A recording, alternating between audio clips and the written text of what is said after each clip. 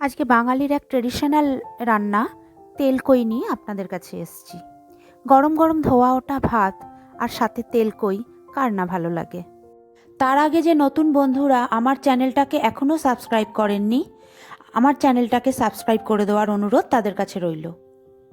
তেলকই রান্না করার জন্য যে মশলাগুলোর প্রয়োজন সেইগুলো আপনাদের আগে জানিয়ে রাখি। একটা বাটিতে 2 চামচ সাদা জিরে আর 5টা শুকনো লঙ্কা একটু গরম জলের মধ্যে আধ ঘন্টা ভিজিয়ে রেখে দেবো। এর সাথে নিয়ে নেব 1 ইঞ্চি সাইজের একটা আদা আর মাঝারি সাইজের একটা টমেটো। সবকটা উপকরণকে মিশিয়ে আমি একটা পেস্ট তৈরি করে রেখেছি। একটা ছুরি দিয়ে প্রত্যেকটা কই মাছের গায়ে আমি একটু একটু চিড়ে নেব। এতে রান্নার সময় নুন আর মশলা মাছগুলোর ভেতরে ঢুকে যাবে।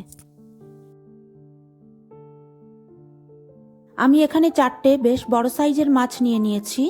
মাছগুলোর গায়ে নুন আর কিছুটা হলুদ মাখিয়ে রেখে দেব। গ্যাসে একটা কড়াই বসিয়ে এতে 4 টেবিল স্পুন সর্ষের তেল নিয়ে নিয়েছি। তেলটা গরম হয়ে গেছে। এর ভেতরে মাছগুলো দিয়ে ভালো করে ভেজে নেব।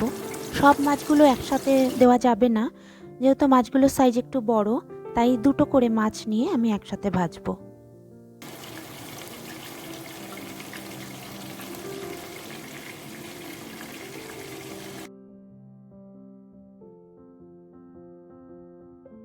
মাছগুলো ভাজা হয়ে গেছে।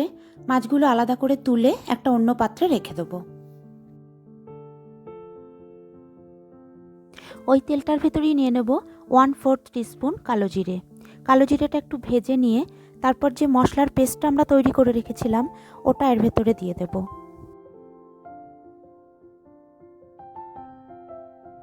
এবার মশলাটাকে কষাতে থাকবো যতক্ষণে এটা থেকে তেল না ছেড়ে দেয়।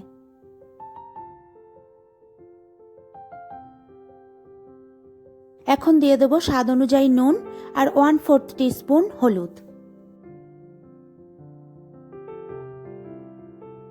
4টে লঙ্কা আমি চিড়ে নিয়েছি। এটা এই মশলার ভিতরে দিয়ে আর একটু কষিয়ে নেব। তেলটা ছেড়ে দিয়েছে কড়াই থেকে। এখন এর ভেতরে 1.5 কাপ মতো জল আমি অ্যাড করে দেবো। ঝোলটা না ফোটা অবধি আমরা কিন্তু মাছগুলোর ভেতরে দেব না, তাহলে মাছের স্বাদ একটু জলসা হবে। ঝোলটা এখন দেখুন ফুটে উঠেছে অল্প, এর ভেতরে মাছগুলো দিয়ে দেব।